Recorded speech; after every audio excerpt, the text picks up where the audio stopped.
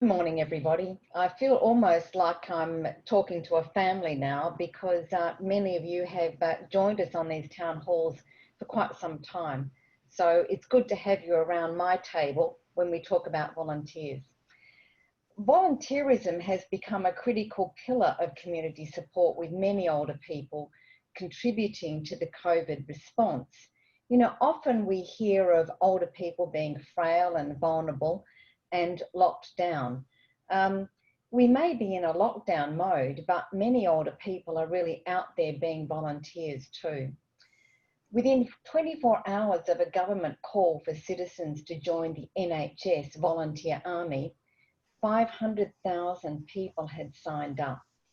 By early April, over 750,000 were enlisted and started to undertake tasks such as delivering medication from pharmacies, driving patients to appointments, making regular phone calls. And local authority staff can upload requests for help from these volunteers on a dedicated app. Outside the NHS, many other volunteering endeavours had been established in response to COVID-19. Following a remarkable outpouring of support from volunteers in Wales, Ms. Ruth Marks, Chief Executive of the Wales Council for Volunteer Actions, now looks ahead to life after lockdown and explores practices that must be continued in the volunteer sector in the future. It's our great pleasure to be in conversation with Ruth this morning. As I said, Ruth leads the independent national membership body for the third sector in Wales and sits on several advisory committees covering a range of social and economic policy issues. She also joined the IFA in 2008 when she was appointed the first Older People's Commissioner for Wales. She created the world's first public body with legal powers to champion, promote and protect the rights and interests of over 600,000 older people in Wales. Her previous appointments, as you would guess, are ones of leader and director of RNIB.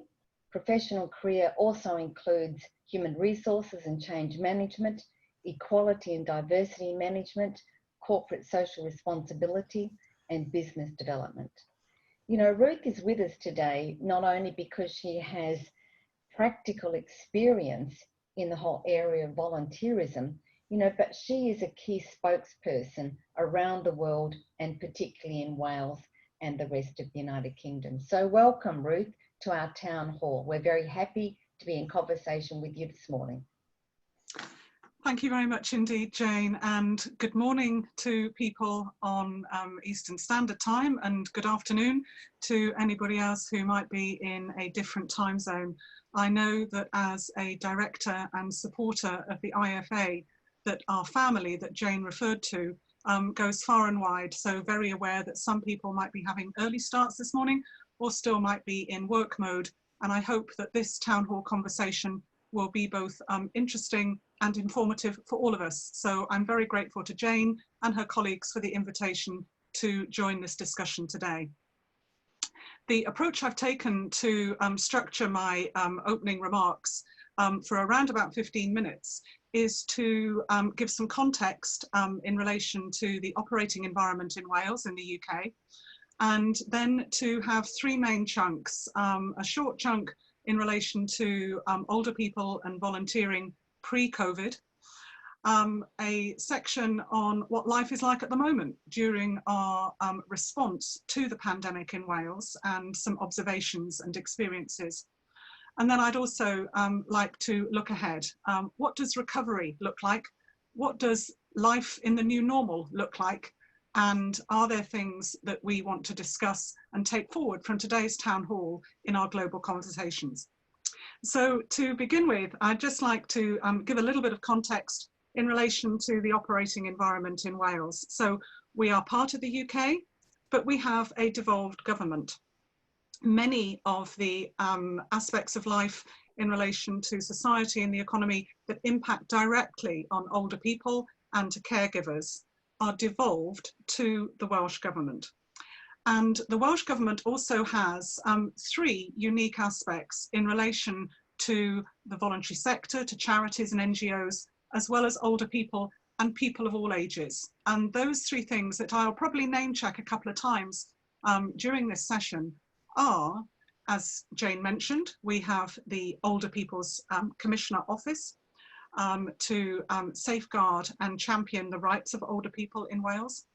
We also have the Wellbeing of Future Generations Act on our statute books, which gives a requirement to all public bodies in Wales to take into account issues relating to involvement and engagement of all people and the sustainable development principles in relation to public policy making. So a very, very important cornerstone of our social and economic policy landscape. And then finally, bringing it right back to the charity sector and to voluntary activity, Welsh Government, when Welsh Government was formed over 20 years ago, established the Third Sector Scheme, which gives the opportunity for charities and NGOs to engage directly with Welsh ministers across all portfolio areas. So that includes health and social care, to housing, education, the arts, and the environment. So across all areas of government policy, people engaged in voluntary activity work across the government policy priority areas. So we are a small, I like to say clever and very connected country. There are 3 million people in Wales, and WCVA, the organisation that I lead, latest stats indicate that on average, 1 in 3 people in Wales say that they volunteer, that they give their time freely to causes that they're passionate about, that they care about, maybe that they're angry about. And that's an important statistic to remember when we now move into reflections as regards the COVID situation. So what was life like before COVID? Can we remember it? Do we cherish it? Do we think fondly of it? Can we not wait to rush back to it? Or are we actually feeling that we're operating in a bit of a bubble? It might be a good bubble, it might be a lousy bubble, but the experience that we're all going through is to some extent shared, but also depending on our privilege and our position, our opportunities and our environments, we may well be experiencing a very different COVID lockdown. But pre-COVID, older people were the backbone, indeed I'd say still are, the backbone of voluntary action in Wales. A vast number of charities relied very heavily on older people as supporters, older people as fundraisers. And of course, the minute that COVID and lockdown hit, the charity sector was immediately impacted, as are all businesses, in relation to the opportunity to trade, to undertake fundraising activities. So gone are the sponsored runs, gone are the bake sales, gone are the opportunities to hold a charity function and earn income through that route. And an awful lot of charities and voluntary organisations tried to repurpose their activities within the regulations and guidance from the Charity Commission very quickly to make sure that their services were still available, that staff, if they had them, were still supported or were possibly furloughed through government support, but that people stayed in contact with each other. And Jane referred in her opening remarks to the great outpouring of volunteer effort. And I think this was one of the things that certainly people in Wales and the UK have been most proud of, that pop-up, informal, grassroots, local community activity that really swung into action actually before some statutory services and the response from certainly national government was maybe able to gear up. So pre-COVID, great deal of activity. And why do people get involved as volunteers? I've got one fond memory of a discussion at a cultural event in Cardiff, the capital city in Wales, a couple of years ago, and it was with an international NGO, the Red Cross, an organisation that many of us on this in this meeting will be familiar with. And I went past this stall with some volunteers from the Red Cross. The average age, I'd say, I didn't ask, but I'd say was 70 plus. And I got into conversation with a couple of the people who were staffing this Red Cross stall. And I asked them why they volunteered for the Red Cross. And one comment was probably quite predictable, but one of the volunteers was an ex-nurse. She had seen the services of the Red Cross in the hospital services that she'd been involved with as a professional. And once she'd retired, she wanted to do something. She wanted to do something that she was vaguely familiar with, but also something a bit different. And she volunteered with the Red Cross, and it was involved in their various education programs. And then her friend, who was standing next to her, was looking with interest and smiling as regards why her friend had got involved. And I asked her the same question: why did you get involved? And then a little bit of sadness across her face. And she said, well, actually, I got involved because my friend asked me. And I said, oh, right, okay, so you weren't a nurse. She said, no, she said, I wasn't a nurse. She said, in actual fact, I didn't work. I brought up my family. I said, well, that's work enough.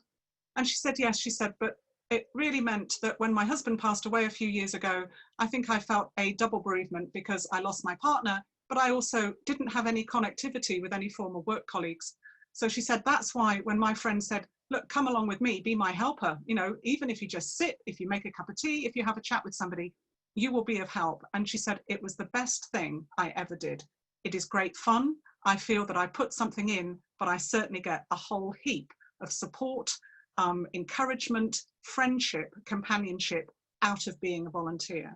And I think that's the main thing to hold on to pre-COVID and certainly now during COVID, because older people haven't stopped volunteering. Older people might be shielded in Wales. Older people might be regarded that they are in vulnerable circumstances, but my goodness me, they have not stopped giving. And I think the two routes that I just want to reflect on a moment during the COVID situation, which I think are going to be important things just to consider in life beyond, is in relation to how people have got involved through digital platforms. So we're engaged on this virtual town hall through the Zoom platform. We are fortunate that we have got connectivity. We hope that our internet will not dip out today, that our internet connection will work for the duration of the call. We're maybe able to type in and share resources through the web. But of course, not everybody in Wales, the UK, or the world has that opportunity. But an awful lot of people have one of these, a mobile phone, and other people might have a landline, and other people might have a letterbox or the ability to receive a card or a letter. So one of the leading older people's charities, NGOs in Wales, is Age Cymru. And during COVID, they applied for funding and discussed with Welsh Government the particular needs that were coming across their desks. And they knew that the importance of being able to phone somebody and for people to volunteer to be a phone befriender would perhaps never be more important than in the current pandemic situation. So yes, great to engage digitally, but we also have to remember that it's important to reach out through phone, through letters, through being able to stand at the end of somebody's drive or at the bottom of their stairs or somewhere close by, even the other side of a window, to be able to wave and say hello, to maybe hold up a picture with a smiling face. And certainly some of the charities and voluntary organisations that my organisation has supported and heard from over the past few months have been engaged in fantastic intergenerational programmes, which I think are really important for us to name check. So the other aspect of equality and inequality that I just want to mention before I move on to the recovery and beyond is in relation to Black, Asian, minority, ethnic individuals and communities. The health inequalities and the access to information has been very challenging, especially for friends and colleagues who work in charities and NGOs supporting refugees and asylum seekers. The Welsh Government have taken their responsibilities in relation to equality impact and diversity and inclusion very seriously and have a specialist advisory group in relation to Black, Asian, minority, ethnic individuals and communities, not just in relation to healthcare settings, but also in social care settings. And this is not just for patients, but it's for staff, for visitors, and for caregivers as well. And for those of us working in civil society, we know that the lessons and the experiences that are being learnt through this pandemic have to, absolutely have to, be taken on board and reflected on, learnt from, and integrated into any different working once we get through this immediate pandemic situation. So my final few comments are to just look ahead to recovery and beyond. And I'm aware, I expect that some of us on this call have different time sets, different experiences as regards whether you're still in lockdown, whether you've come out of lockdown, whether the circumstances have been eased slightly, whether they've been eased completely, whether you are expecting to go into lockdown sometime soon and not sure how long that's going to last. But the discussions that we've been leading in Wales and that the charity sector, which has a very active campaign called Never More Needed, has been leading, is to consider what things do we want to hold on to from this experience, what things do we want to do more of, and what things can we just simply stop doing. We've certainly seen a whole range of bureaucracy completely swept aside, and that has pleased a lot of people. Direct engagement, talking to people who are in their communities, who know people who are in need of support, has meant that there has been very quick, just-in-time reaction to stuff. Jane mentioned the NHS responders service and the app that was instigated by the NHS in England. In Wales, we've had the Volunteering Wales service, which has enabled people to get engaged with formal opportunities in their localities, as well as those mutual aid and volunteer-led activities on often a street by street or village by village in rural environments situation. So voluntary action is a route to good engagement. It's a route to appropriate support. It works in very good partnership with statutory services, whether those are in a local community, whether they're systems that are organised nationally. And the fact that in Wales we have this unique framework, even a triangle, I suppose you'd describe it, of an older people's commissioner shouting out for older people and taking account of experiences that are shared by older people and their families, as well as statutory services. By a future generations commissioner who is looking out across all generations and proofing all public service decisions in line with sustainable development goals. And then also a scheme whereby the Welsh Government has direct engagement with the NGO sector, gives Wales, I believe, a good platform to go forward, but never in isolation, always in conversation with colleagues across the UK, and even better, colleagues across Europe and across the world. So with those comments, Jane, I'll close for the moment, if that's okay time-wise, and revert to yourself and other colleagues. Thank you. Look, thank you very much, Ruth. You know, one question that I would like you to respond to, but perhaps put it in a parking lot for a moment.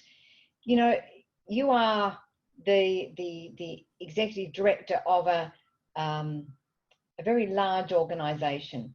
So in lockdown, what is your daily activities, you know, as a leader? So I'll just leave that with you, and I will now ask, we have 3 questions coming through. I'd like to ask Christine O'Kelly from Ireland to speak, Mark Venning, welcome Mark, and also Dr. Aminath Jameel from the Maldives. So Christine, Mark and Aminath. So Christine, are you with us? Sure, Jane, I am. Yes, you are. Go right ahead.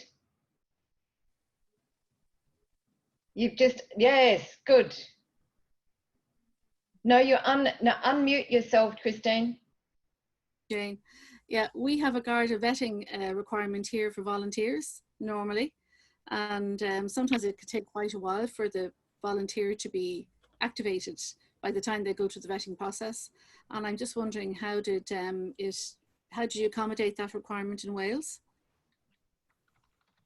Thanks so much, Christine. So we're going to go through all the questions, Jane, and then I come back, yeah? Yeah, that's great. So Bruce, sorry, Mark Venning. Yeah, can Ruth speak to some examples of intergenerational volunteer programs she mentioned? It's wonderful to hear all this. And maybe other people have some examples of the things that are going on in their neighborhood. That's a great idea, Mark. And if you have, please put the resources in the chat box. And Dr. Jameel from the Maldives. Yeah. Is that okay? Perfect, perfect.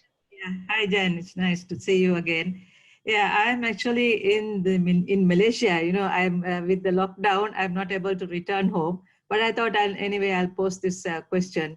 But I've been running a non-governmental organization, you know, for over 15 years, promoting healthy aging. And I find that, this volunteerism is not there among the older people. Unlike, it's really interesting to see in Ireland that, you know, the older people were really very active. So I just listened to it with a lot of interest. So I'm just wondering how we can, promote this voluntary, that spirit among the older people, probably our culture, you know, so I'm not sure. But in the COVID situation, it was the younger group who were actively in the forefront doing voluntary work. But my NGO, we were able to liaison with the government and because they were also looking for people who might be able to assist with the older people, because I'm focusing on the older generation. So they gave us a list of people and also asked us to see whether we can contact people at home and see how we can support them.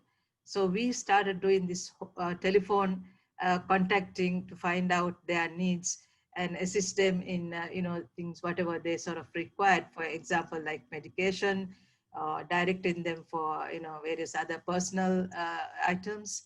So I just would like to have some idea how we can get the older generation to be active in volunteerism. Okay, thank you, Ruth. Thank you very much, Aminath. Over to you, Ruth. Lovely, thank you very much indeed. And Christine's reminded me of one of the things that I had in my notes, but that I forgot to say in relation to the Older People's Commissioner in Wales, and that's in relation to age friendly and the importance of the promotion of all sorts of social and policy perspectives in relation to developing age-friendly environments. But specifically to the question that Christine asked about Garda vetting, we have in the UK as well the disclosure and barring service requirements in relation to specific volunteer roles. And so one of the phrases that was used very early on in the COVID response was the importance of protecting the National Health Service. And with the outpouring of local grassroots community support that we've mentioned, the opportunity for people to volunteer and to get involved, I think in terms of easy media, red top journalism, quick sort of spin lines, if I might put it that way, to gather momentum and to get news channels chattering and to get people active, if they can sign up to things online or through different platforms. And the approach that we took in Wales was very much a careful and considered one. And we obviously had a very good volunteer resource base already, people who had gone through the DBS checking system and who had received relevant training and who therefore formal charities, formal routes were able to say, this person is somebody who's been trained, they've been checked, and we can involve them straight away in a formal volunteering role.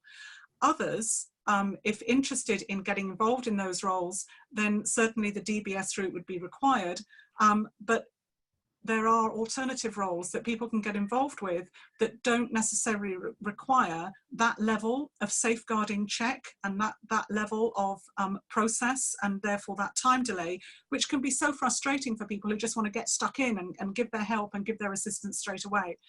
And the way that we framed that in Wales was that we were asking people to, yes, protect the National Health Service, but actually protect your community, protect yourself. You've got to be safe volunteering yourself, your time. You need to be safe physically. You need to have some training. We need to be able to be in contact with you appropriately. And there are various checks and balances that we do need to go through, even if the role that you're undertaking doesn't then need that formal safeguarding check. But if Christine is interested in any further information on that, we have a professional safeguarding service within my organisation, and I'd be delighted to keep in contact after this call if we can learn from each other as regards how things work best and how things have developed during the pandemic. Moving on to Mark's question about intergenerational examples, I think I've shared with the IFA a couple of examples of case studies that we've come across over the past couple of weeks, but just to give a summary of two. One is in relation to a statutory youth service in rural West Wales, where a group of young people who were not in education, training or employment were looking for a variety of different activities to get involved with, and felt that in relation to the COVID situation, that older people in retirement care settings might be missing contact with friends and family, and whether there were things that they could do. And so they asked the question and they listened to the response, what would you like? And the older people said, we would like an afternoon tea activity. We realise we may not be able to be physically close to each other, but that doesn't mean that we need to be socially apart. If you're able to fundraise and to arrange some goodies and some treats, maybe do some video messages or write some cards out and have that afternoon tea, a group of older people outside a care setting, a group of younger people outside the care setting, a group of older residents inside the communal lounge, enjoying an afternoon tea and waving through the window is one example that was shared with us recently. And another is from far further afield, but with just showing how small our world can be. A woman from Wales who was the main caregiver for her mother, in a similar situation to Dr. Jameel, who's currently in Malaysia. This lady was in Costa Rica when lockdown started and was terribly concerned about her mother in relation to food supplies and in relation to medication in particular. And within 24 hours, she was in contact with several individuals in her mother's hometown, working out that there were an army of people who were able to provide support, companionship by phone, making sure that medicine supplies were being maintained, and that there wasn't just food to survive, but that there was food to enjoy as well. And so from informal groups of guys on motorbikes, I know that will speak to some people on this call this afternoon, called Man Up and Ride, and people volunteering to ride bikes from one location to another to make sure that the right delivery arrived in the right place at the right time. From school children who are writing out cards, and from others, the daughter who normally lived fairly close to her mother, who was then the other side of the world and obviously felt trapped, was concerned about her mother being trapped, but saw that intergenerational link from school children through to business people and others in their community supporting her mum at a distance, gave her great reassurance. And her mum was really able to say to her on those occasional WhatsApp calls, don't worry, dear, I'm being well looked after. And through then to Dr. Jameel's question as regards how to encourage voluntary activity amongst older people. I'm just going to reflect back on that, on the experience with Red Cross volunteers that I had a while ago. It's asking people.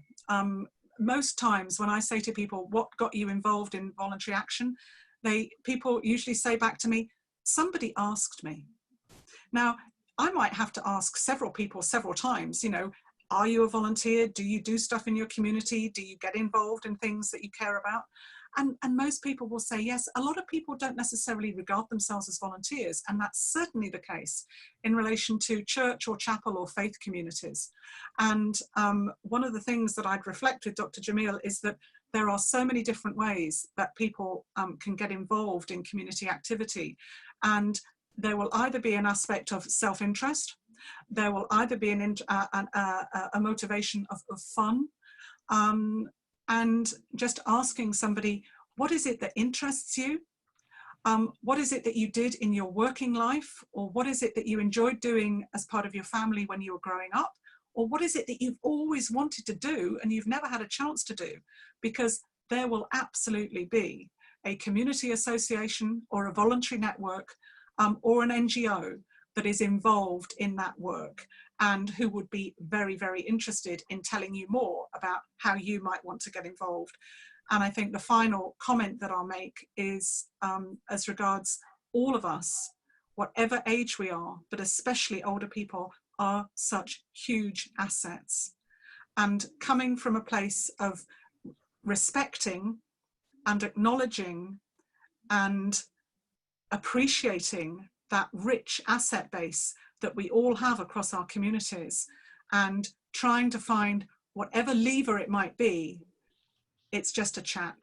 One of the first conversations I had with Jane many years ago was, she said, well, should we just have a chat and a cup of tea? It's one of my favorite phrases, and it's one of the phrases that in my experience will have the most dramatic impact, because it's giving somebody else time to say whatever they want to, in whatever way they want to, and it might result in something, but if you don't ask that question and give that space, then you won't move on to the next place. Yeah, it's really interesting, Ruth. And I wonder in this experience of COVID, and as we move out, whether we'll be doing more of that, you know, asking the simple question. In my world, everything's kind of slowed down on one hand and everything's sped up on another. So it's just a comment. We have 3 more questions, so I'd like to call on the University of Third Age. And I would really love to know whether your name is Sutton Baldock, and my apologies if I've just messed it completely up. Derek Fanning and also Deb Gale. So if we move to the University of the Third Age to begin with. Thank you very much, Jane. I have now this in my diary for as a fixed feature for the last number of weeks, and it's been brilliant. It's the University of the Third Age, Sutton Baldoyle. Oh, and you're Eileen. So that's right. Now I'm feeling much better. So welcome, Eileen, and please talk to Ruth. Okay, thank you very much for an excellent presentation. You mentioned at the end, you were thinking that going forward, what do we want to hold on to? What do we need more of, and what can we get rid of?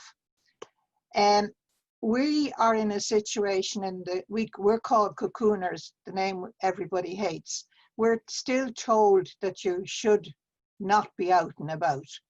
So one scenario is this is going to go on for at least another 9 months when we get through the Northern Hemisphere, winter flu, etc.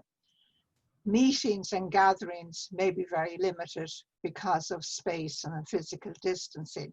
So, and also there's a lot of digital poverty. What have you found from your experience? First of all, what do you think you're going to get rid of? What do you think you're going to do more of? And what definitely you're just going to be holding on to? Thank you.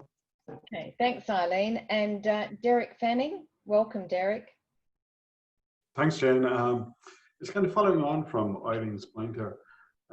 I'm saying I managed the volunteer centre in Tipperary here in Ireland, and one of the things that I'm seeing is there seems to be a level of positive discrimination against older volunteers at the moment based on health grounds. Right?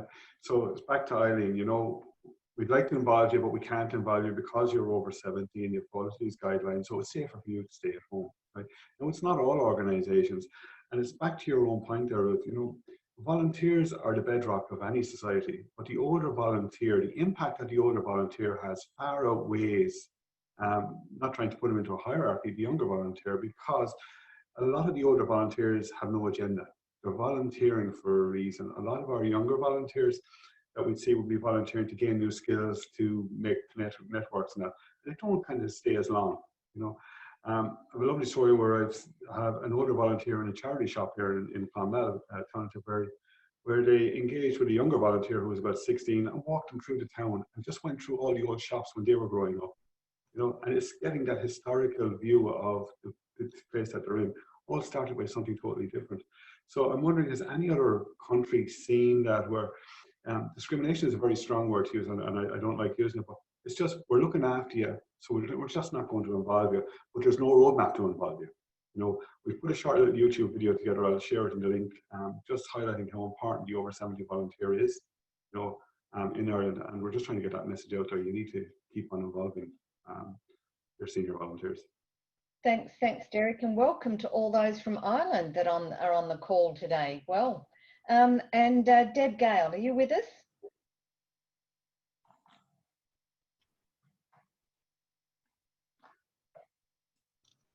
You're probably muted at the moment, Deb.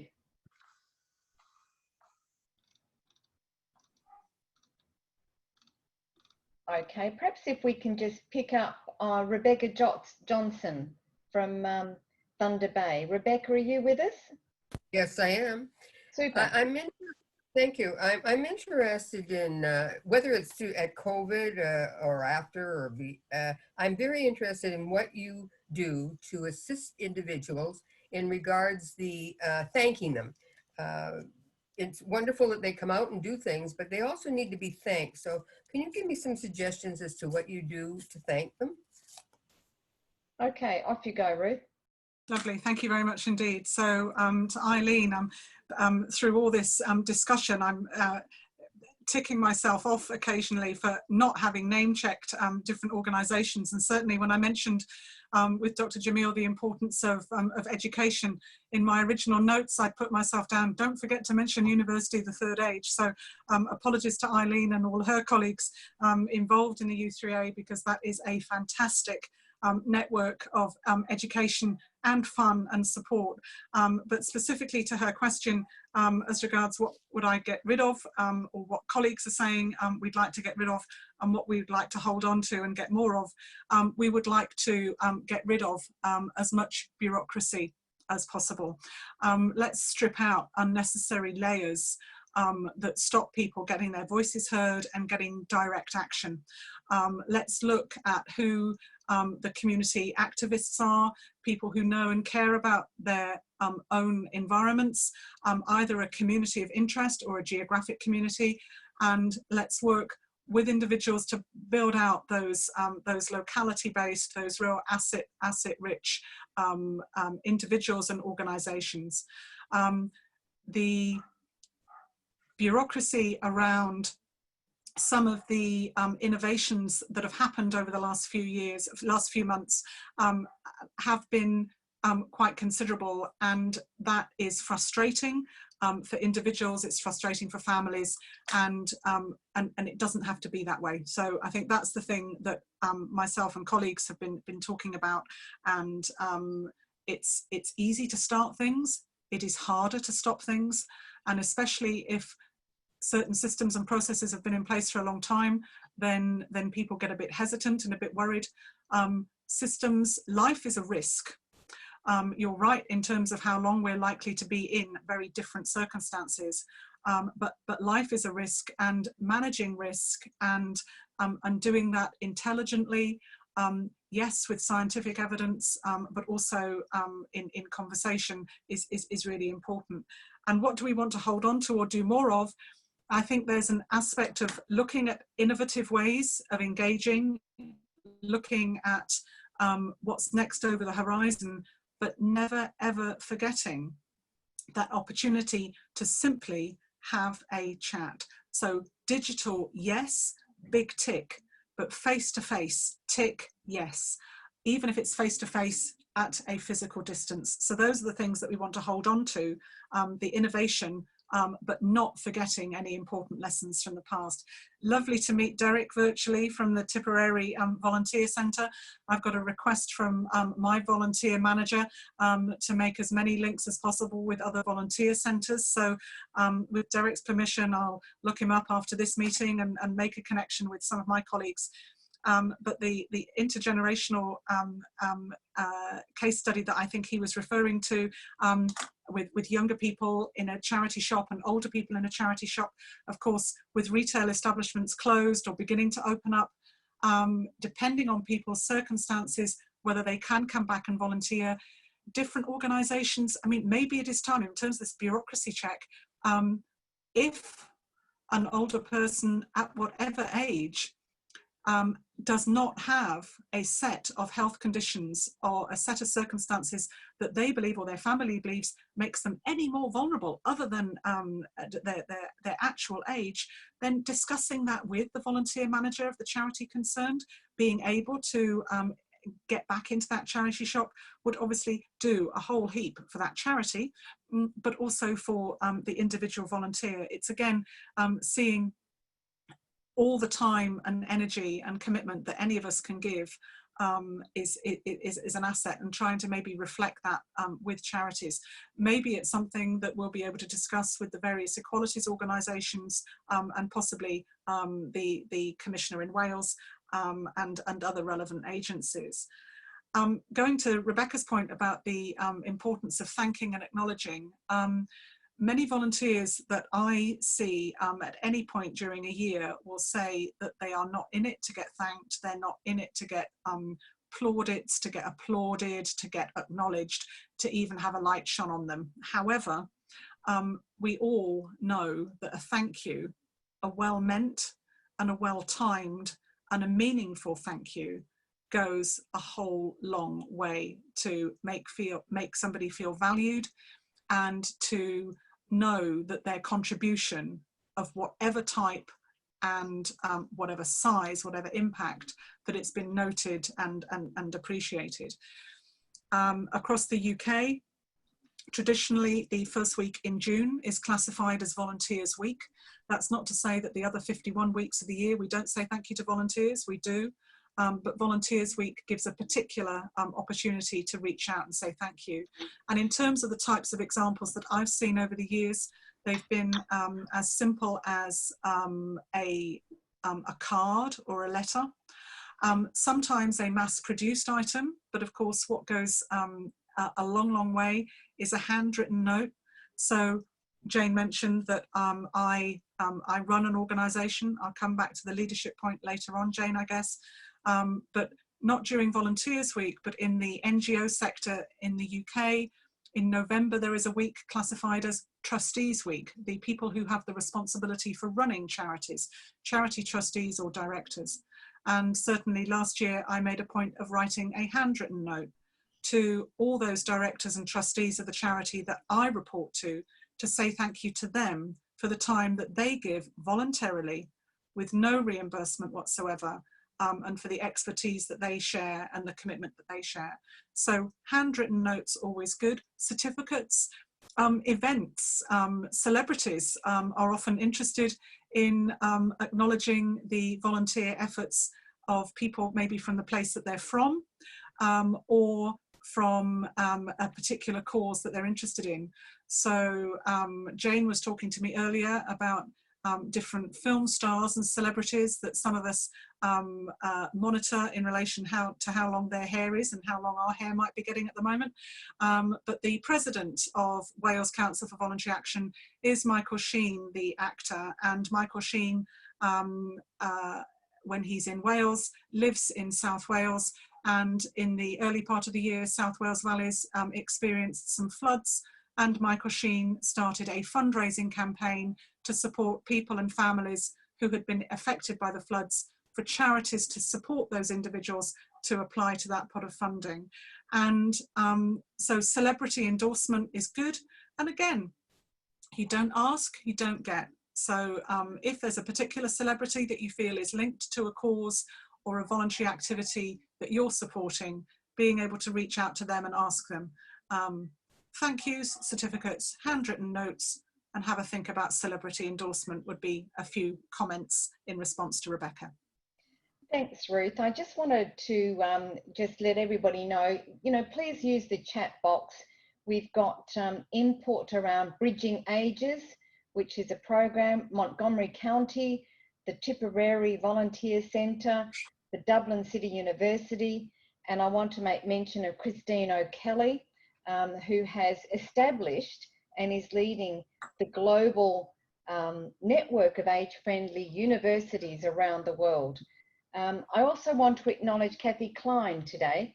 Kathy is a long-term advocate for older people around the world and writes copious notes, you know, of every single town hall meeting that we have. So thank you, Kathy. And to Frances Xanadin and James O'Neill, representatives of IFA at the United Nations in New York. Ruth, I want to go back and just ask a question really about, you know, the work of your organisation in the Black, Asian, ethnic minority. You know, I feel that we need to continue conversations and learn. So can you just sort of give us a little bit more information about, you know, your organisation and the work that you do around diversity and inclusion? Sure. So we have a close connection with the Equality and Human Rights Commission in Wales. We have a network, the Equality and Human Rights Coalition of voluntary organisations who work across all protected characteristic strands and who have an interest in inclusive practice and making sure that policies and decisions take into account all people's experiences, all people's voices, and that impact is double checked in relation to everybody's lived experience, particularly in relation to Black, Asian, minority, ethnic people and communities. We have a number of NGOs and charities and community groups in Wales run by volunteers who have vast experience and huge commitment to their communities and to making sure that decision makers absolutely understand the difference in culture,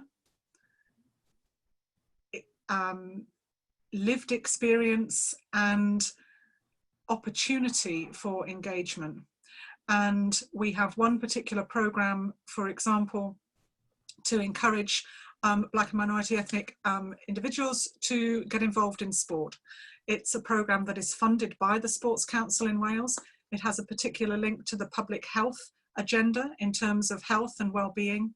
And it reaches out to people to have maybe the chance to engage in a sporting activity that people may never have had the chance of before, because through normal delivery routes, that sporting activity, that engagement is not friendly to somebody's religion, to somebody's preferred or essential way of operating.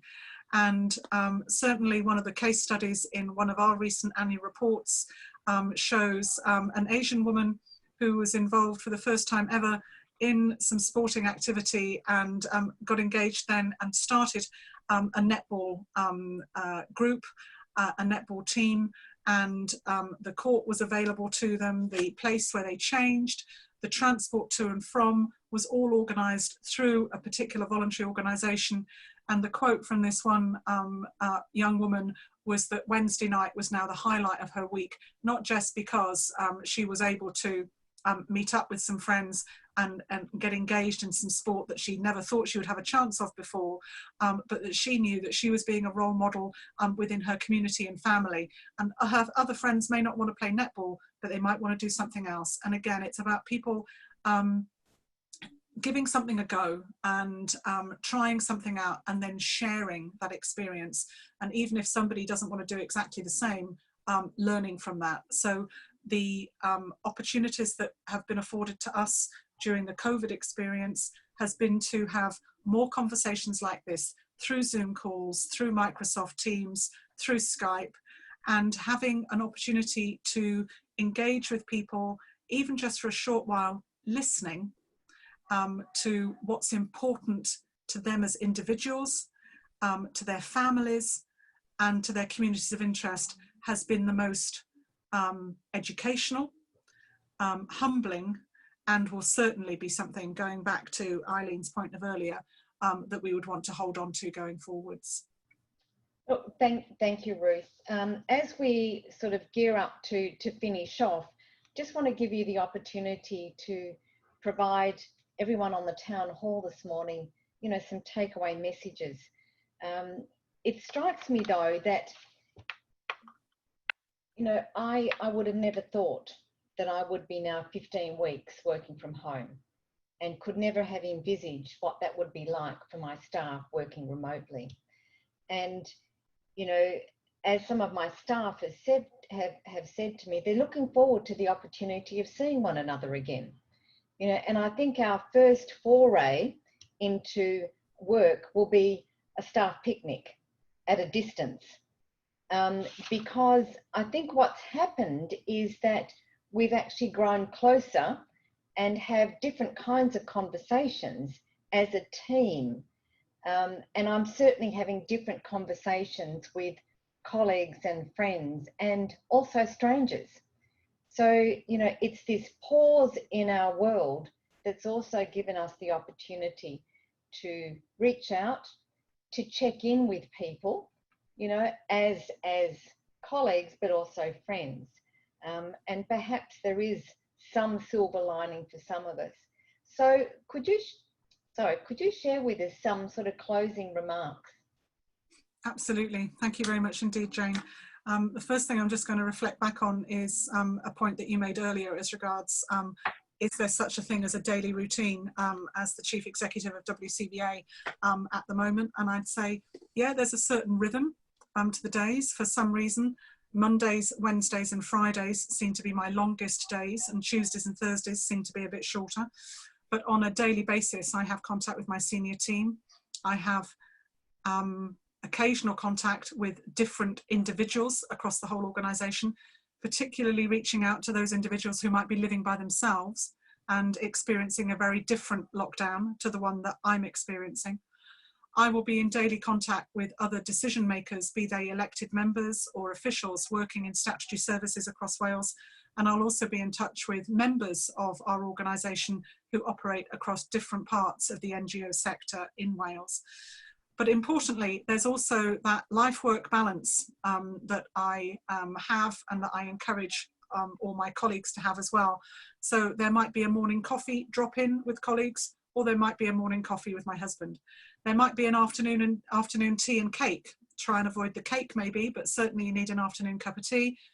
And that bit might be with my mum through a WhatsApp call. And then the opportunity to actually get some fresh air.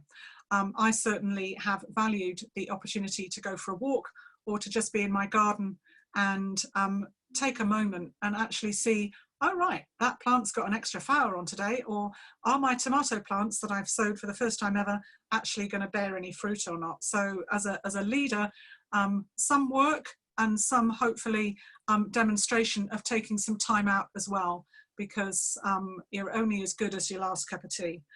And the takeaway messages that I'd just like to leave are two very simple ones.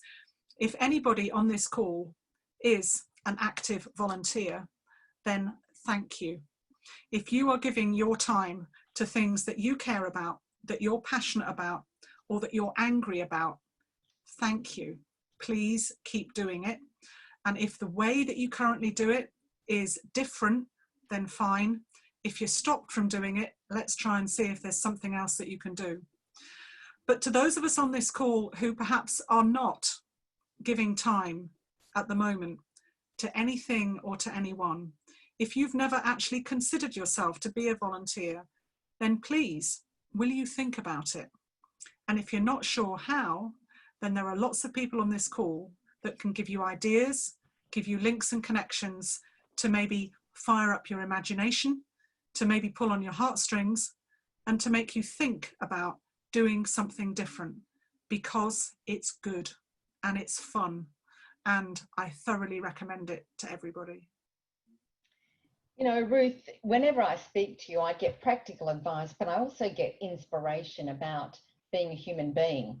You know, you're one of the most gracious and kind human beings that I've ever encountered in my life, so I feel very fortunate.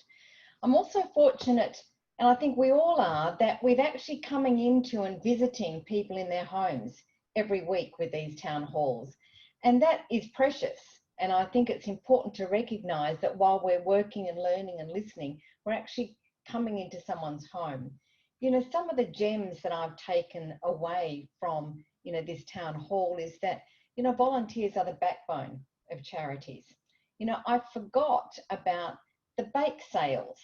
You know, in Australia, we have Lamington drives, and another time I'll tell you about what a Lamington is. You know, but, you know, that there has been a loss of revenue, you know, in charities in their fundraising, and a loss of the physical connection of volunteers. I'm struck also by the pop-ups, you know, the pop-up volunteer efforts. And I think it's a great way to actually frame what's been happening. You know, very conscious that more conversation, you know, the thank yous, the engagement, you know, what's really important, you know, should be one of those questions that we ask ourselves every single day.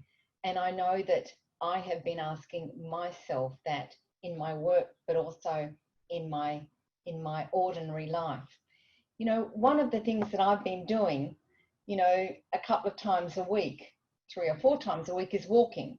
I've found walking again because I can't go to a gym. I've found walking and listening to podcasts. And there's a particular person that I listen to on a regular basis, and his name is Andrew Denton. He's an Australian, and he interviews lots of people.